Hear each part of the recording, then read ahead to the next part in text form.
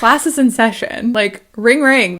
Get your books. Take some notes. Page 2, basically, is what we're on. It's so early. No. So we are back with another Backhands and Compliments beginner's guide to the ATP Tour. This one is ATP 201, which is a little bit different than 101. We're not going to be going through like different people again or anything like that. Instead, we're going to be going through I was going to say logistics. I don't necessarily think that's the right word. I guess we need to come up with a course title, Katie. Yeah. I guess just like, you know, the functions of tennis, the functionality of it, like what is... Yeah, just like the way that it works. Yeah. The way that things unfold, the season. Yeah. So you know about these rivalries and these characters. Where the hell can you watch them? How are they? Mm-hmm. What are they on? What are they doing? We went through the cast last time, and today we're going through the plot. Yeah. So... And it's a long book. It's like 800 pages of book. Well, I don't know. We also only have like 6 Google slides, so... That's true. It's easier. That's true. Yeah. We're not doing like the history of like no. Absolutely not. No. That's for someone else to do. Yeah. Go find a different podcast. I don't know what podcast that is, but it's not us. I don't either. So essentially, if you've been sent this by someone, last time I said this, I'm sorry, but also you're welcome. We're taking people through a beginner's guide to the ATP Tour as a way to get people into the sport because it's our personal goal to do whatever the opposite of gatekeeping is. And with the new Netflix show coming out and all of that stuff, we wanted to take it upon ourselves to give people like an easy starting point for how they can get into the sport of tennis. Also, I guess we should say, if you know stuff about tennis, this is probably going to be slightly boring for you because we're going over the very, very basics. Like, imagine you don't know jack about tennis. I mean, the content is boring, but we're not boring. No, yeah. So... Came for the boring content. Stay for... Who are we? I'm Miranda. And I'm Katie. Yeah. And we're just your little professors. No, not professors. We're TA. Like, that's like more of a TA vibe. Yeah. You know, you're coming to office hours. We're giving you popcorn and being like, this is what you gotta know for the final. Yeah, we're telling you just exactly that. So, the starting point here is understanding that, like, the way that you're essentially going to watch tennis, the way that tournaments happen, it is all on a tournament basis. So, if you're a fan of football, it's obviously people have different games and there's not necessarily like a tournament structure. It's as though every week is March Madness, which is basketball. So yeah.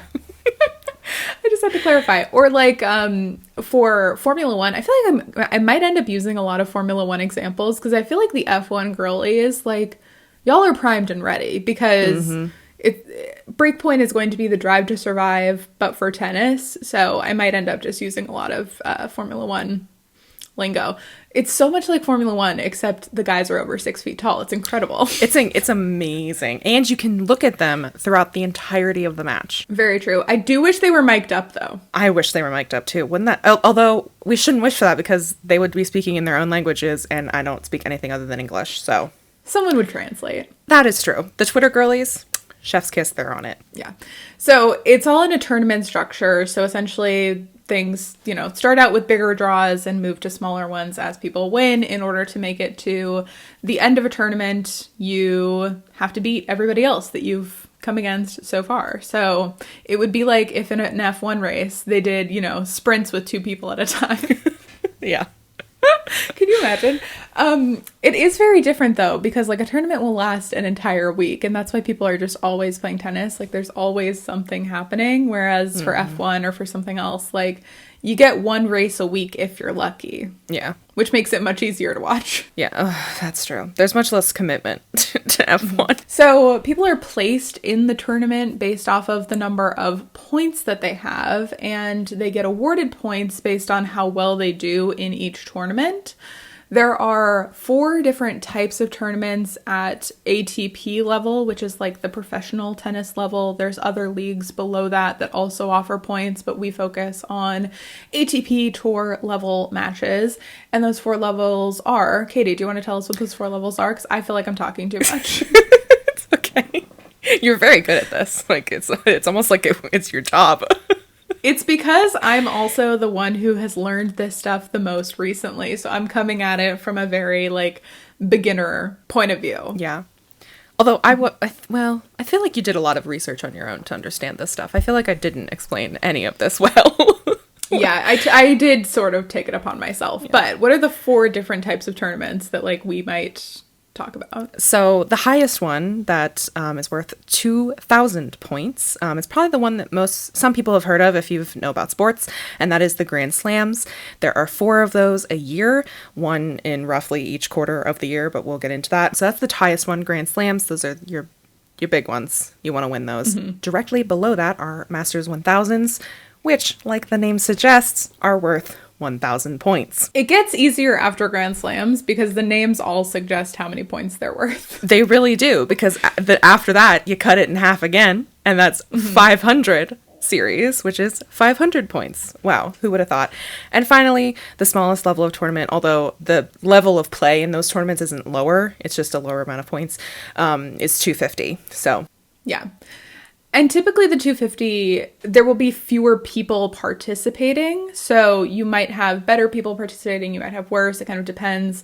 For a Grand Slam, generally all of the players will show up. I think they're required to, like, all show up unless they're injured. Yeah. Same for Masters 1000, but 500s and 250s, people can kind of pick and choose which ones they want to go to. Yep. So in order to win a 250, for example, you would probably have to beat people who aren't necessarily as good as the people you would have to beat at a higher level tournament. Mm-hmm. And I will also say that 250s and 500s sometimes will happen in tandem. So, like, there's a tournament that's in Basel, Switzerland, and a tournament that's in Vienna, Austria. They're both 500 level. They're both happening at the same time. So players will have to pick and choose which draw to go into. It also depends. Spoiler alert, they get money for entering into tournaments like this. They get appearance fees. So they will sometimes pick the one that has the more money in it. So yes. So I recently found out that, like, one of the clothing sponsors that brands use, I don't know, is Yonex, which is apparently a Japanese brand. So, like, people who wear Yonex have to Yonex. I don't even know how to say it. I didn't know it existed before becoming a tennis fan. Players that are sponsored by that brand have to show up to the tournament in Tokyo. So they're like certain things like that. People would be required to show up certain places, play certain ones, so everyone kind of figures out. That's one thing that's nice is, like, with a Formula One or something, like, you know that everyone is going to show up at every race unless they're, like, sick or something like that. But with tennis, every tournament is a little bit different because not everyone has to show up to everything except for Slams and Masters 1000 tournaments. Those are the different types of tournaments. But again, like, the way that the structure works is everyone has to be seeded based off of their ranking points, and you get ranking points based on how well you do at these tournaments. So, for example, the person who wins a Grand Slam gets 2,000 points. The person who loses in the final of the Grand Slam, so you've made it all the way through, but then you're losing in that last match to the person who wins it, that person gets 1,200 points, which is more points than you would get for winning a Masters 1000 level tournament. So, like, the way that the points kind of shake out and everything is interesting to keep track of, and seeing how different people have their rankings so high, because certain people will end up with a really high ranking even though they didn't play that many tournaments. And certain people, like Stefanos, for example, will play a bajillion different tournaments so that he can get as many ranking points as possible because he flopped out of the beginning of the last Grand Slam that there was. Yeah. So, just for instance, for example. Yeah, just for example. Just but if you listened to our ATP 101, for example, we talked about Casper Ruud, who made the final of 2 Grand Slams in 2022. So he got that 2,400 points from getting to 2 different Grand Slam finals, which is more points than he would have gotten if he won 2 Masters 1000 tournaments. So it's like, oh, Casper's never won a Masters 1000, but presumably it's harder to make the final of a Grand Slam than it is to win a Masters 1000. Yeah. It 100% is. Yep. Logic. Sad. Anyway, those are the different types of tournaments. Anything else you want to add there, Katie? I think we pretty much covered it. I think we did too. I'm really trying to cover quite a lot because like I feel like once you have these things down, by the way, sorry, we're not going to go into how the game is scored. Like, you're on your own, kid. Look up a video and watch a video. Honestly, my best advice that I can give for someone is watch a video like for dummies, and you're going to be confused throughout the entire thing.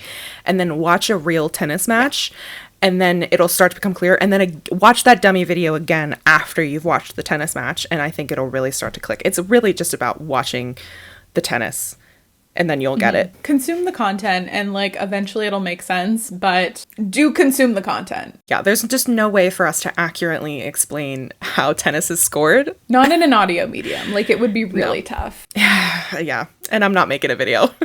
These tournaments come with the ranking points. I should say they also come with prize money. I forgot about that part. So people are getting money for these things as well, but additionally, the points that determine where their ranking falls only last on your total and count toward your ranking for roughly a year until the tournament comes around again. So someone like Daniil Medvedev, who went to the final of last year's Australian Open, will be dropping 1,200 points if he does not make the final of the Australian Open again and keep those points on his roster. So there's a lot of pressure to people to, if they had a really good year, to have that really good year again, or you will very quickly fall from grace. But then it's also nice because if you had a really bad year, you can pick up a ton of points throughout the year if you have a good one. So it's the players rise and fall really fast. That you'll then have to defend next year. It's very true. As Aslan Karatsev found out. For everyone who, probably even listeners who do know about tennis, Aslan Karatsev is a player who got to the semifinals of the Australian Open in 2021. 2022, he had a horrendous year and dropped like 30 ranking points in like the span of like 3 months. It was... I feel like 30 positions, because not points, positions, right? Positions, sorry. Yes, okay. You're right. Yes. 30 positions, I feel like it's not even that many, like for 3 months. Like, people can drop much faster than that, especially at a certain level, because there will be like, there could be 1,000 points in between the like top number 1 and number 2, for instance. I don't know if that's the case right now. I don't know off the top of my head.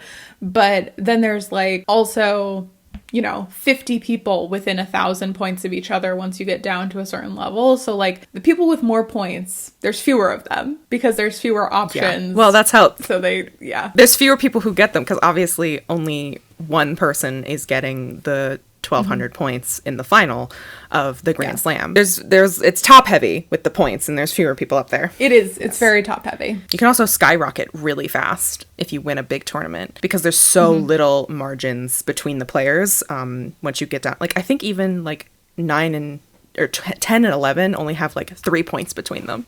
Let me look. Hold on. My favorite website, live-tennis.eu. My favorite website. I should make this my homepage, genuinely. You should. So there are, for instance, between 10 and 11, which is Hubert Hurkacz and Holger Rune, there's only, how many is that? Please hold while I do math. I think there's only 13 points separating them. And like, those are 13 points that I'm sure Holger Rune like loses sleep about at night because he wants to be in the top 10 so badly. So close. He's really close. It's annoying. It was so funny when that happened because he was going to be in the top 10 if he had like played an extra match or something, but then he dropped points from another thing. And yeah, he dropped points from like one of the challengers or something that he played, I think. Yeah. But anyway, like then there's 800 points between number 1 and number 2.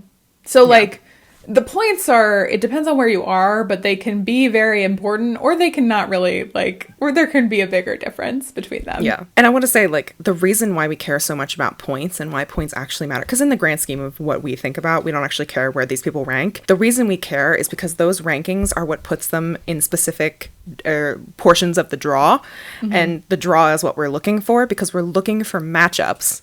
So if there are two people who are closer together or they're ranked like number 1 and number 2, they're not going to play each other guaranteed until the final because they're on literally opposite halves of the draw, which we're going to talk about tournament bracket style in a minute. Yes. So that's why we care about point systems, because I actually don't care who's number 1. I just care where they're going to go in a draw. I care who's number 1 because I love a ranking. I love things being quantifiable, you know?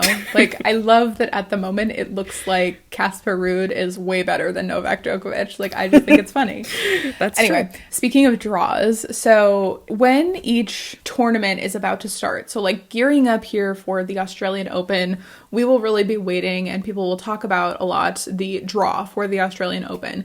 And essentially the way that that works is 1 and 2 will be placed on opposite sides, as Katie said, meaning that they can't play each other until the final. But they want to seed things out so that like not too many good people are going to play each other too early. Like, it's sort of a fairness thing, but also just kind of trying to evenly spread things out, making sure Novak and Rafa like aren't playing each other first round, even though that would be very funny. It'd be hysterical. I'd actually love to see that. Yeah, that would be, they should just not do seeds for one tournament. Like, it would be funny. Just full Russian roulette draw. Like, Yeah, just fully. spin a wheel. Who ends up where? Honestly, I'd kind of love that. I want a tournament like that. I want that EXO. So they will seed things out based on the ranking points, and essentially like 1 and 2 go on opposite sides, and then they will draw for if the person ranked 3rd or the person ranked 4th, they will draw which side of the draw they end up on. So like 3 or 4, you could end up on like 1's side, or you could end up on 2's side. It doesn't matter. And then I think 4 through 8, they'll draw together separately. So like they can end up anywhere, and on from there. So there is some kind of randomness to the tournament structure, and you won't know like who is going to play each other or who even has like a chance to play each other outside of a final. You won't know those matchups until the draw comes out, and you won't know those actual matches until like the day before. So it's incredibly hard to actually go to a tennis tournament and be like, okay, I'm going to go to this tournament and I'm going to see a matchup of Stefanos Tsitsipas and Andrei Rublev, which your chances are great because they play each other all the time. They really do. But you won't know that like that's the match that you're going to see until they each make it to that point in the tournament, which usually happens like a day or two before. And that is the beautiful thing I think about tennis, is that sorted basically like the worst player is going to end up playing the best player just because that's what's fair, essentially, or one of the worst players like statistically in the rankings. But you could have a Cinderella story moment where True. This person you've never heard of is suddenly getting into the semifinals of a Grand Slam, and you're like, whoa, where did you come from? Where did you go? Where did you go? Cotton Eye Joe. Cotton Eye Joe. You could have that moment, but that's why also you'll hear players say like, oh, I want to be seeded for Australian Open or something. They will specifically say if they're in that kind of zone where they might not be seeded, because they're more likely to end up playing a player that's worse than them. Because I think if you're seeded, you're always going to get a player that's ranked lower than you. But if you're unseeded, you might get a player that's not, because you might get a qualifier or something. So you might get a player that's worse than you, or you'll probably get a player that's better than you. And when they say like, oh, it's worrying when like Nick Kyrgios isn't going to be seeded for US Open. Was that a thing? Was he? I don't remember. But I think he was seeded. He wasn't seeded for a Masters. He wasn't seeded for Montreal, which I don't want to talk about it. I don't want to talk about it. So when people aren't seeded that are really good, then people are kind of like afraid, and whoever ends up being like paired up with them, it could be a problem. Like, for instance, Serena Williams, again, we're coming from a beginner point of view, but like Serena Williams wasn't seeded at any of the tournaments that she played in 2022 because she got wild cards into all of them. So it's a way for someone to get into a tournament who doesn't necessarily count ranking wise where they would need to be. Tournaments are given wild cards that they can give out to any player that they see fit. So that's sort of what tennis is like on a week-to-week basis, just about every week out of the year, maybe except for like 4. There's a tournament for you to watch. There really is. Like, you will not run out of tennis to watch. Yeah. Something for me that was incredibly like interesting when I learned this was that tennis is played on 3 different surfaces. And I would say sort of like 4 different like sort of, because I would count indoor and outdoor hard court as like kind of 2 different conditions. So it's almost like there's 4 different like types of field that they will play on. So imagine if one day basketball players showed up to a March Madness and they were playing on grass. Like, different people would win. Different people would be better, and they have different skill sets that are set to each of these different thing. So the surfaces is one of my favorite things. As a former player myself, I love different surfaces because it really changes the game, the complexities of the game. We're not here to get into that. The most common one that if you're in the US, you may have seen, the ones that are at your local park, you know, at a high school. Yeah, the ones that your high school had would have been what is called hard court. They are basically just painted concrete. I love hard courts. The complexity here that we can get into is like even within hard courts, there are different types of hard courts. So they can be outside or they can be inside, and they can also change the surface of the hard court, like depending on what kind of coating they use. Like the ball will literally bounce differently, and that favors different players or doesn't favor other players. They can also use different balls, which like changes things up too, which is wild. Like it's just crazy to me how much intricacy there is in this sport, where like there's already so much intricacy by it being like a 1-to-1 person-to-person sport, where like every individual matchup is different. Every individual matchup in different weather conditions, on different surfaces, in different cities, like there's so much nuance. There really is. I think hard court is probably the one that has the least amount of variation, or can have the least amount of variation. Mostly the only variation you have is in the actual creation of the surface itself. The one that I think has the most variation is our next surface, which is clay.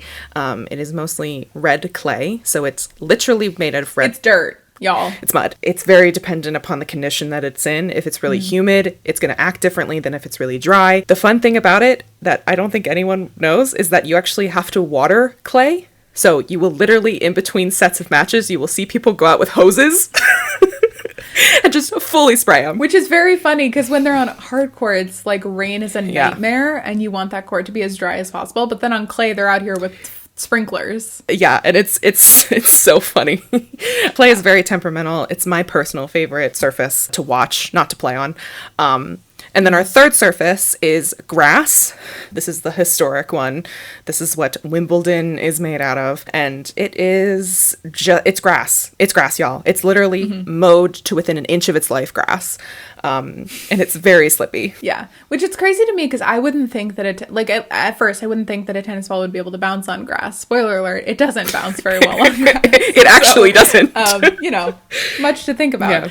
But yeah, each one has their own little intricacies. It's different to like move around differently on each of these. And because of the different surfaces, different players will kind of excel at different parts of the season. So you'll get someone like Matteo Berrettini who has like a really good serve, for instance. This is the most technical I will ever get, you guys. But people with really good serves are going to do better on grass because it's harder for the ball to bounce. So like it's harder for people to return things. So that is one example. But like clay is really good for good movers because you can like slide around and run around and get down in the dirt like a dog. And clay, like things like clay, that. the ball moves slower, so you have more time to get to a ball. You know, you can put more, you can hit it higher up on stuff, and it's, And then hard court, it's a free-for-all on a hard court. So those are the different surfaces. We mix it up. It's like if one day they showed up to their F1 track and they were driving on mud with... No, actually, the intricacy for F1 is they do like soft, medium, and hard tires. Oh. And it would be like if one day they were all required to not, and like a big part of the strategy is what kind of tire you're using at what different point in the race. So it would be like they fully changed like the tire strategy for one of the races. So, like that's the F1 parallel for my F1 girlies out there. I'm not one of you, but like I know enough. You know enough to try to like indoctrinate them into our... I do. Try to steal them. I can name a lot of the people on the grid, and I've watched like 2 races, and that's all I got. I've watched them Drive to Survive. That's about all I know. The next thing that we're talking about now that we have kind of the different surfaces is the different parts of the season and the way that the season unfolds. So essentially the season revolves around the 4 Grand Slams that you have. So you have the Australian Open, which is on a hard court, and it happens in January, right? January. Then you have the French Open, which happens on clay, and that happens in... end of May, early June. Then you have Wimbledon, which is on grass, and that one is in the end of June, the beginning of July, usually around 4th of July timing. And then you have the US Open, which is the end of August and sort of September. Usually, weirdly, the final is on like September 11th, which is strange, but Oof. happens. You'll have lead-up tournaments that are the Masters 1000s going into those Grand Slams. So the season essentially starts off with the Australian Open. There's a couple smaller 250s and 500s leading up to Australia, but kicks off with the Slam at the Australian Open and then follows with a couple of hardcourt Masters 1000s in Indian Wells in California. Your home slam. My home slam. Your home It's slam. not a slam. It's not a slam. Everything's a slam if you want it to be. That's true. And then Miami as well. And then there's a change of surface after Miami. So there are 3 Masters 1000s on clay. Do you want to talk about those ones, Katie? Sure. So the first one is Monte Carlo, which is in Monaco. Oh my gosh, just Google Monte Carlo, Monaco tennis courts. Stunning. Beautiful. Right on the sea. Stunning, amazing. And that was my first tournament last year. That's where I got into it. I was like, this is stunning. This is so cool. And been chasing that high ever since. And you can't get it anywhere else. No, you don't. You can't. And then after that, there is Rome, which is obviously in Italy, and Madrid, which is obviously in Spain. Miranda has come up with a fun name for them because yes. Indian Wells and Miami, since they're back to back, are called the Sunshine Double because they're very, sunshiny. Would you like to tell the people what you came up with for Rome and Madrid? So Monte Carlo is a couple weeks before Rome and Madrid, but Rome and Madrid are right next to each other, much like Miami and Indian Wells. Mm-hmm. Anyway.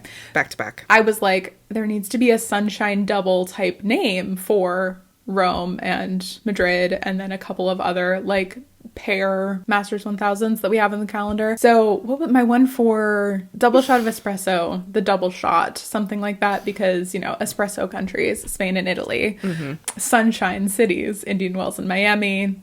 Double shot of espresso is what I will be referring to as so stupid. I love it. But we like that. As if Sunshine Double isn't stupid. It's all stupid.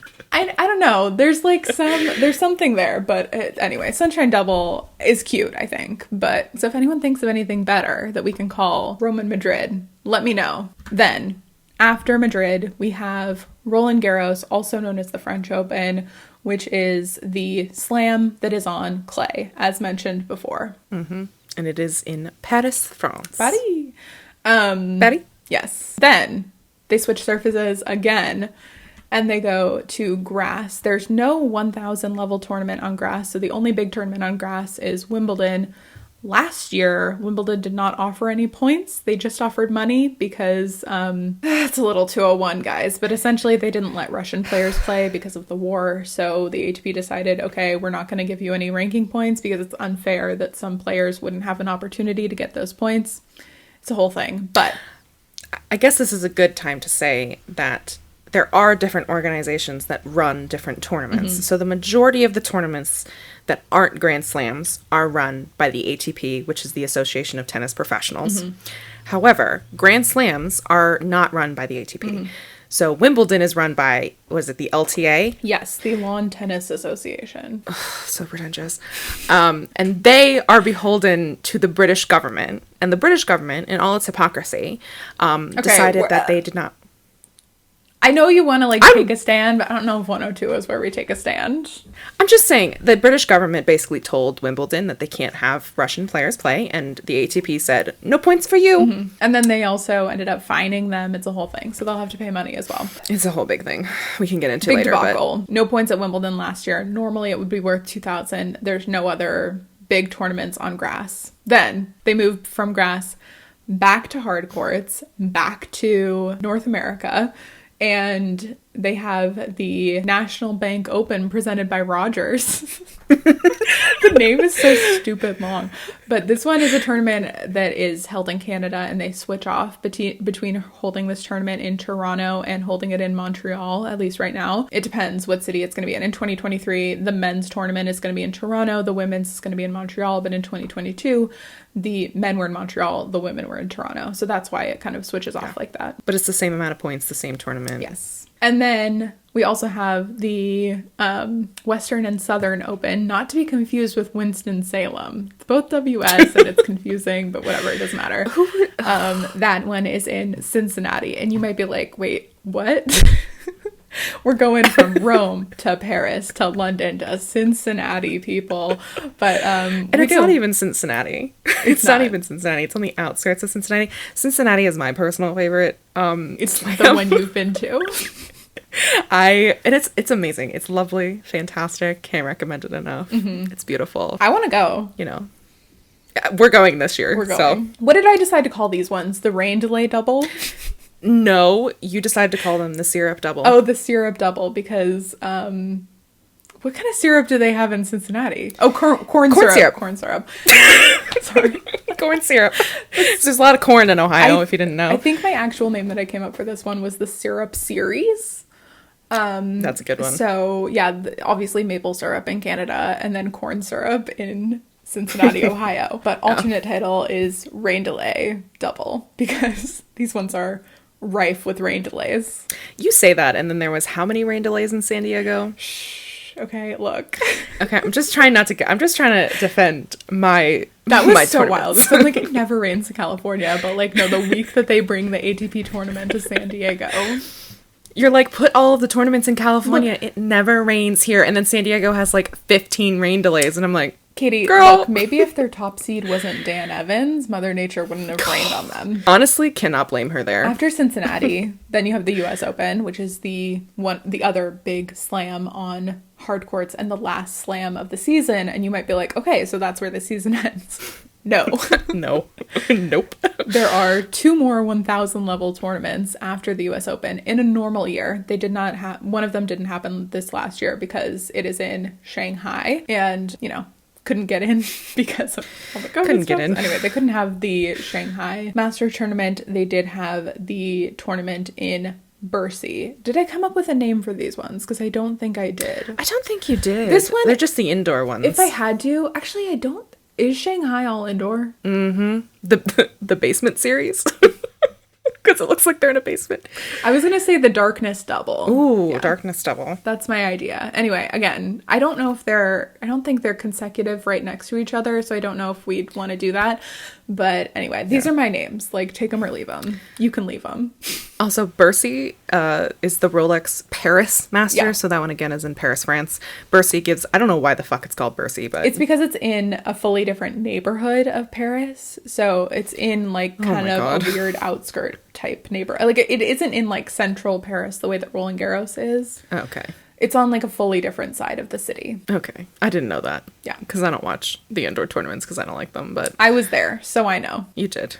You did. You had to deal with the French. You almost died dealing with the French. It almost killed me. I've said it once, I'll say it again. And then after that, usually it's the end of the season. This year it was the end of the season. Again, they had to, like, shuffle around the end of the year in 2022 because of Russia. They had some tournaments in Russia that they had to move other places. They had some tournaments in China that they had to move other places. So there was some reshuffling. In 2023, there will be a couple tiny tournaments after the Rolex Paris Masters, which is weird, but, like, the main event after the Rolex Paris Masters and the last one of the year is, get ready for it, the finals. Oh my god, who would have thunk it? What a name. Gosh. Wow. So then we have the ATP finals, which awards, I think, 1,200 points to the winner, something 1,600, something like that. So it's a good amount of ranking points that people can get from the finals, and only the top 8 players from the year before based on ranking points. Again, this is another reason why ranking points are so important. Only the top 8 players will qualify to play in this tournament. This one's also indoors. And it also moves around various places. A couple of years ago, it was in London at the O2. And for the next couple of years, it's going to be in Italy, in Turin. So it does move cities. So the way the season stretches out over the year is the Australian Open happens in January and the finals happen in November. And the rest of the season happens in between. So like we said, really only 4 to 5 weeks off. Like, there is no off season. And even then, the players will still play, like, exhibition matches, which are just for money and no points, so... That are sanctioned outside of the ATP. It never ends. That's how the season unfolds. The other thing that I wanted to go through, Katie, and, like, let me know if you don't think we should talk about this, but I do think it's important, especially because people may be coming in from Breakpoint. I'd like to quickly and easily address why we don't talk about Sasha and Nick. Oh, that's probably a good... Yeah. Whew, that's a big one. not to like end this on a bummer or anything, but now that we've gone through like the way that this... Also, hold on. I should say, if anyone is triggered by talking about domestic violence... Yeah, I was going to get there. This is... Goodbye. See you next week. Just for generally... Don't watch Nick Kyrgios and Alexander Zverev. Yeah. That's what you need to know if you're triggered by that.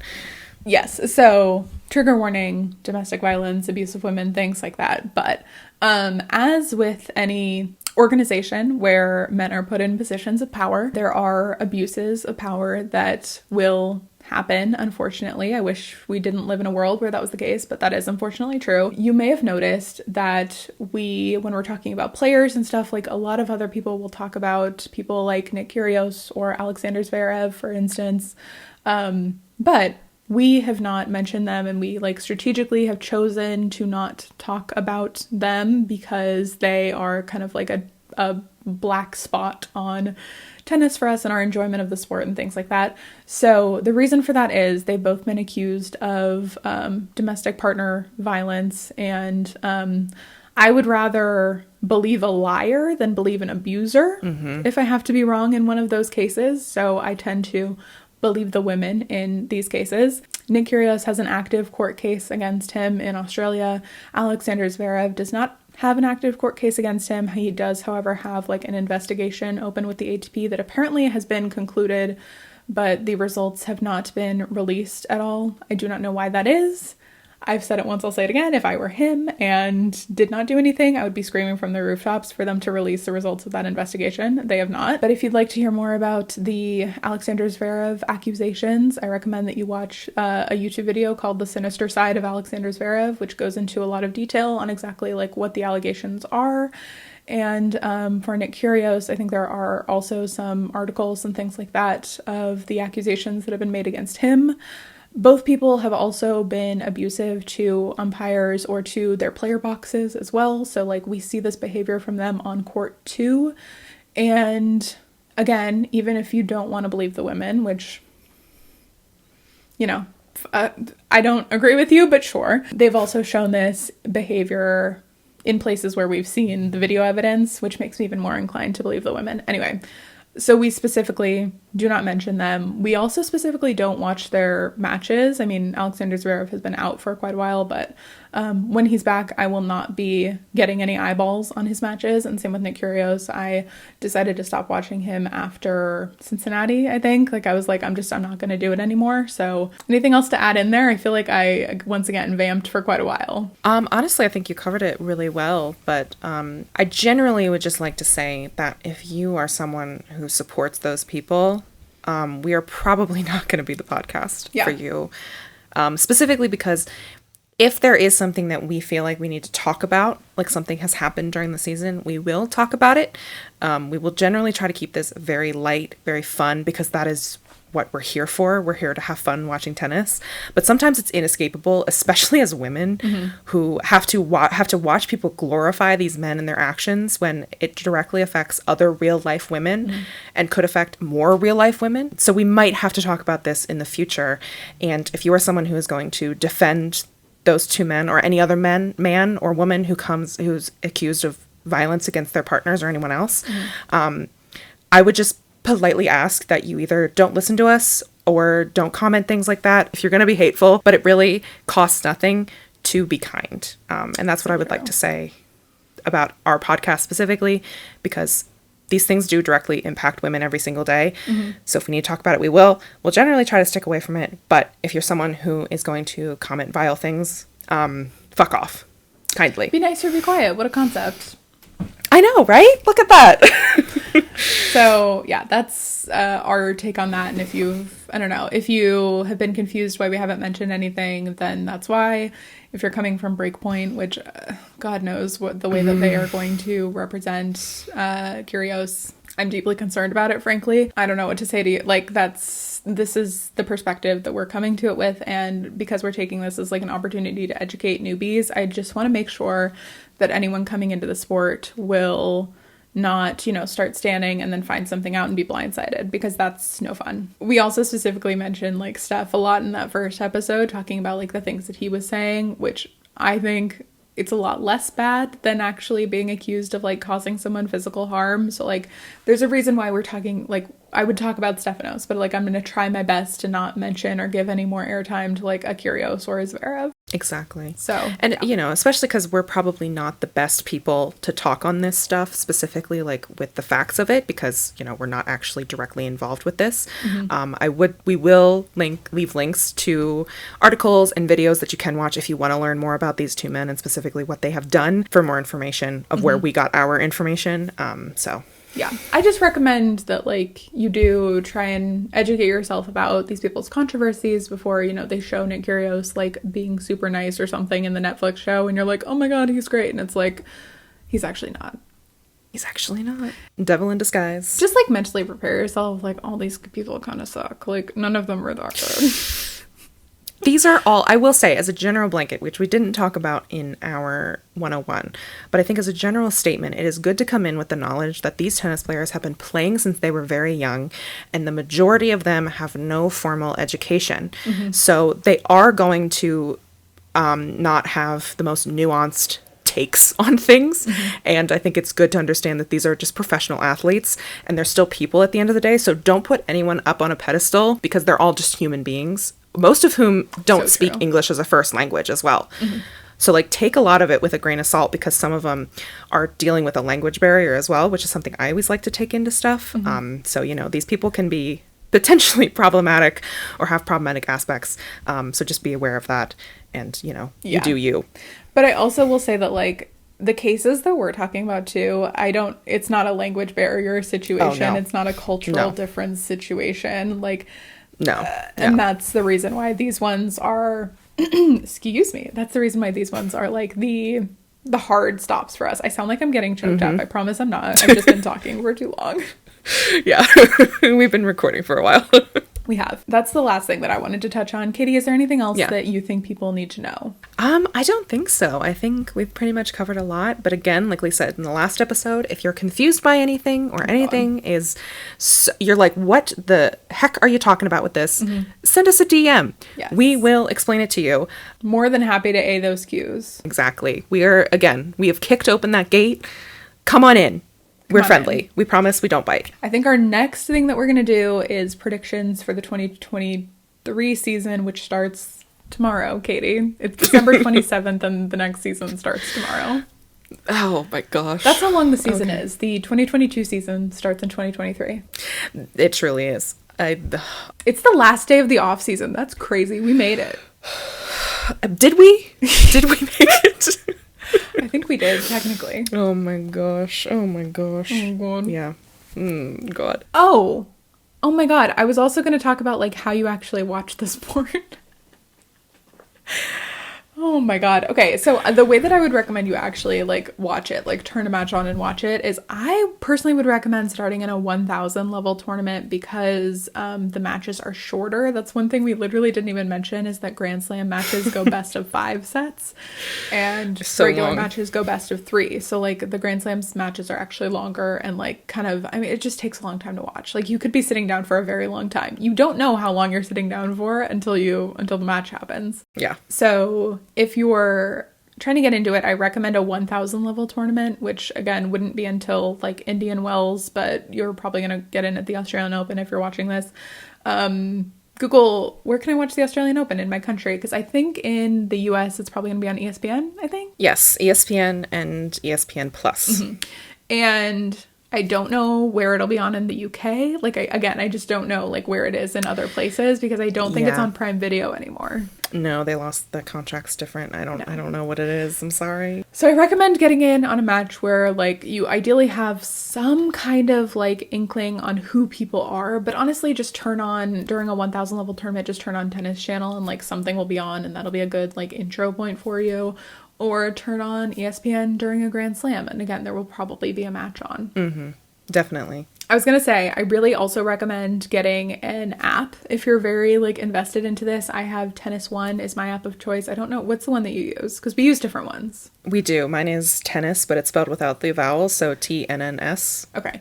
And you can follow different players, so it'll send you notifications when a player starts a match. If they win a set, things like that, it will send you notifications so that you know when a person you like is playing. Although, if you don't have ESPN Plus or you don't have the Plus channels, they may not be showing the match you want, unfortunately, but... It's all part of the game. You'll get there. I also recommend Googling like Australian Open schedule or something on Google, because that will start and it'll translate all of the expected match times to the time zone that you're in, because especially with time zones, it's really hard to like know when things are. My app also, the Tennis Live app, I think will translate time zones to be like in the time zone that you're in also. So like mine will as well. Yep. Much easier.